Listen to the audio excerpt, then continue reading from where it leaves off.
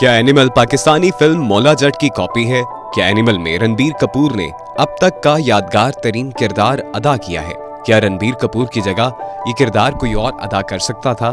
क्या बॉबी देओल ने इस फिल्म से कामयाब कमबैक किया है? क्या ये फिल्म जवान और पठान से ज्यादा कामयाब होगी? एनिमल में किस पाकिस्तानी अदाकार ने किरदार अदा किया है? क्या नौजवान एनिमल के किरदार से मुतासिर तो नहीं होंगे?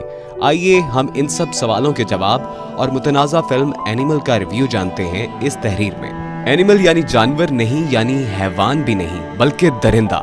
जी हाँ, एनिमल में हैवानियत नहीं, पूरी दरिंदगी है।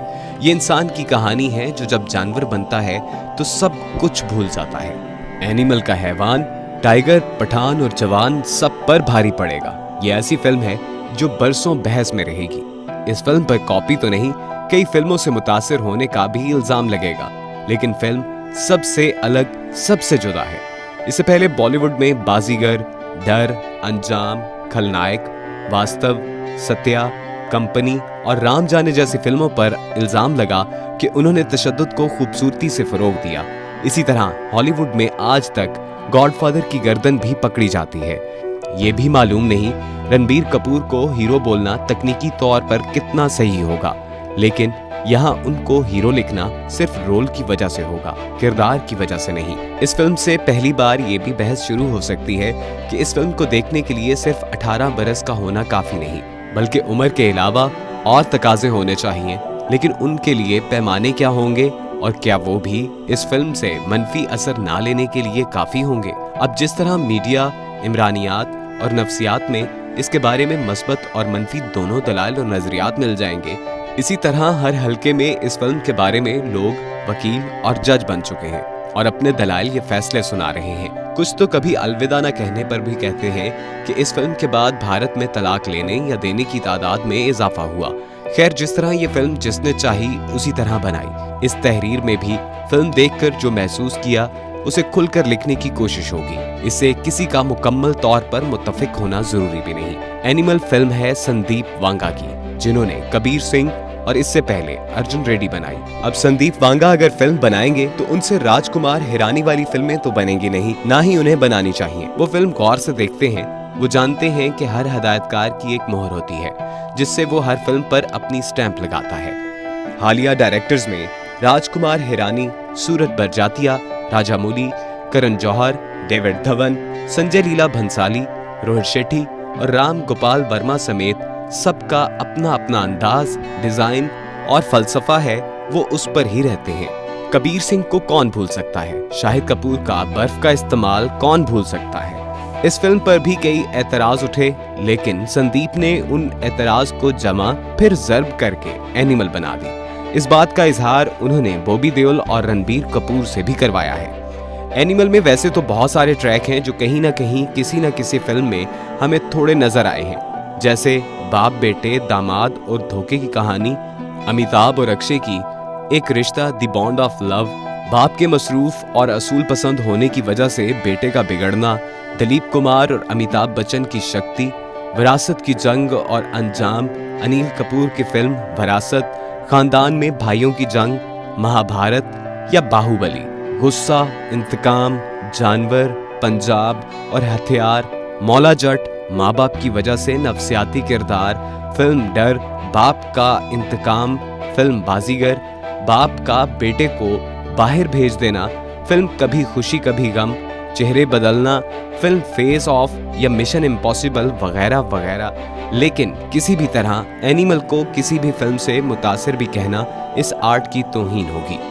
एनिमल में लव, सेक्स और धोखे पर सबसे ज्यादा चीज जो भारी है वो है तशद्दुद। फिल्म में बेइंतहा तशद्दुद, खून, गोलियां और कत्ल हैं, और वो सब भी किसी भी अलामती तौर पर फिल्माने की बजाय बहुत बेरहमाना अंदाज में फिल्माया गया है। कई सीन से घिन आएगी, लेकिन कई से नौजवानों के मुतासिर होने का भी खदशा है। मेरे ख्याल में इससे पहले किसी भी बॉलीवुड फिल्म में सबसे ज्यादा तशद्दुद मैंने राम गोपाल वर्मा की रख्त चरिता में ही देखा था। इस फिल्म में खवातीन के खिलाफ ज्यादा और उनके हक में कम सीन है, लेकिन है। जुबान भी फिल्म में खुल के इस्तेमाल की गई है। ये फिल्म देखने से पहले सब जान लें कि 18 साल से ज्यादा उम्र के लोगों और ऊपर से संदीप वांगा की फिल्म है। मौला जट और एनिमल दो अलग अलग यूनिवर्स और जमाने की कहानियां हैं। दोनों बिल्कुल अलग फिल्में हैं, लेकिन दोनों में वायलेंस बहुत लेकिन उतनी ही मेहनत से फिल्माया गया है। दोनों को देखकर कई लोगों का कैथार्सिस यानी आम लफ्जों में एक्शन की भड़ास भी निकली। दोनों में हीरो को असल कहानी या अपने दुश्मन का बहुत देर में इल्म होता है। दोनों में हीरो और विलन का टाकरा बहुत एंड में होता है। दोनों में विलन दुश्मन के हाथों से मर जाता है, लेकिन अपने साथियों को हीरो को मारने की इजाजत नहीं देता। दोनों में हीरो एक अकेला दर्जनों या सैकड़ों पर भारी होता है। दोनों में हीरो के अंदर का जानवर या एनिमल अक्सर उस इंसान पर हावी हो जाता है। रणबीर कपूर जैसे जबरदस्त और बड़े अदाकार ने अपने आप को इस फिल्म में झोंक दिया, उसी तरह जैसे फवाद मौला जट बनने के लिए सब कुछ भूल गए। अगर कोई एक अदाकार रणबीर कपूर से बेहतर या उन जितनी अदाकारी कर सकता है तो वो सिर्फ फवाद खान ही है। वैसे फिल्म में एक नहीं कई पाकिस्तानी कनेक्शन हैं। फिल्म में बॉबी का निकाह पढ़ाने वाले काजी का किरदार महमूद सुल्तान ने अदा किया है, जो एक्टर इन लॉ में जज का किरदार भी अदा कर चुके हैं। फिल्म का म्यूजिक भी सुपरहिट और फिल्म की कहानी का हमसफर है।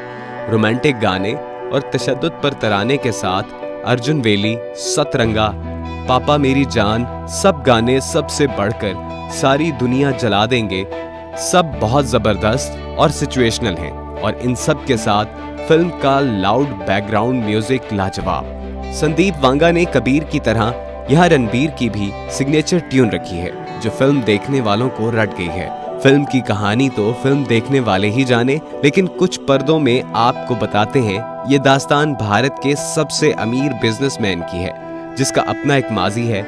उसके पास सब कुछ है, लेकिन अपने बेटे के लिए वक्त नहीं। बेटी के पास सब कुछ है, बाप का एतमाद नहीं। उन सब के पास काबिल दामाद है, लेकिन उसके पास वफा नहीं। रिश्तेदार हैं, लेकिन वो मोहब्बत नहीं। ये अमीर बेटा बाप की मोहब्बत ना पाकर क्रिमिनल बन जाता है और अपने रवैये की वजह से आखिर तक अपने बाप के लिए क्रिमिनल ही रहता है। ये क्रिमिनल कैसे अपने बाप पर हमले के बाद उन कातलों को ढूंढकर खत्म करता है, वो सारी कहानी एनिमल की है। कहानी यहीं खत्म नहीं होती, बल्कि दी एंड के बाद जो एनिमल सामने आता है वो उस एनिमल से भी बड़ा उसी दरिंदे का एक और अक्स होता है। अपने बच्चों को वक्त दें, अपनी मट्टी से मोहब्बत करें, इंतकाम की आग में अंधे ना हो, अपनी बेटियों को बेटे जैसा वारिस समझें। अदाकारी की बात हो तो सबसे बढ़कर जाहिर है रणबीर कपूर, जो अपने रॉक स्टार और संजू की किरदार निगारी से भी आगे निकल गए। इस साल का बेहतरीन अदाकार का अवार्ड उनका पक्का है। अनिल कपूर क्या खूब जमे, रश्मिका ने खूब अदाकारी की। बाकी इस फिल्म में इतने अदाकार हैं कि उनका नाम लेना मुश्किल। रणबीर के सारे कजन्स बैक वक्त मासूम, वफादार, सादे लेकिन जांबाज नजर आए। सुरेश ओबराय एक बार फिर कबीर सिंह की तरह के किरदार में ही नजर आए। प्रेम चोपड़ा ने भी फिल्म बॉबी का पुराना कर्ज चुकाया। शक्ति कपूर ने इंडिया की सबसे बड़ी कंपनी के COO का किरदार निभाया और साथ में जश्न में गन भी चलाई। बॉबी देओल ने इस फिल्म से कमबैक किया है, जो वो इससे पहले हाउसफुल या रेस 3 से नहीं कर सके थे। बॉबी ने कुछ ना बोलकर भी अपनी खूनख्वारी की धाक बिठाई। रणबीर और बॉबी की फाइनल फाइट बहुत खौफनाक है। यहाँ इस बात से भी खुलासा किया जा सकता है कि संदीप ने कहीं भी किसी सीन को समझाने के लिए दो फूलों को नहीं मिलाया। उन्होंने जैसा और जितना दिखाना था उससे भी आगे जाकर दिखाया। फिल्म की सबसे खौफनाक बात यह है कि इतनी तशद्दुद से भरपूर फिल्म कहीं भी ड्रैग नहीं लगी। सब सिनेमा की स्क्रीन के लिए इतना मौजू के लिए फिल्माया गया है कि डर लगने लगा है। फिल्म के मुकालमे आसान, जोरदार, धुआंधार और शानदार हैं। कुछ हालात के हिसाब से ऐसे हैं जो यहाँ लिखे ही नहीं जा सकते। फिल्म 3 घंटे से ज्यादा तवील होने के बावजूद सिनेमा घरों में जम गई है। इसकी रेटिंग भी सिर्फ बालगान के लिए, फिर भी फिल्म ब्लॉकबस्टर है। अपनी कैटेगरी में तो ये फिल्म सबसे कामयाब साबित होगी ही, लेकिन कोई ताज्जुब नहीं होगा अगर ये फिल्म पठान और जवान दोनों से भी ज्यादा बिजनेस करे। फिल्म के दी एंड के बाद के सीन ने लोगों को इतना हैरान नहीं किया होगा जितना अभी ये फिल्म डिजिटल या OTT प्लेटफॉर्म पर करेगी, क्योंकि वहाँ फिल्म में बहुत से ऐसे सीन होंगे जो सिनेमा घरों में लोगों ने नहीं देखे। यानी एनिमल की और दरिंदगी सामने आना बाकी है दोस्तों। बाकी फिल्म देखने वालों को भी ये मालूम होना चाहिए कि वो सूरज बरजातिया की फिल्में या रोहित शेट्टी की एक्शन फिल्म नहीं, संदीप वांगा की एनिमल देखने जा रहे हैं, जिसमें वो सब कुछ होगा जो संदीप वांगा दुनिया को दिखाना चाहते हैं।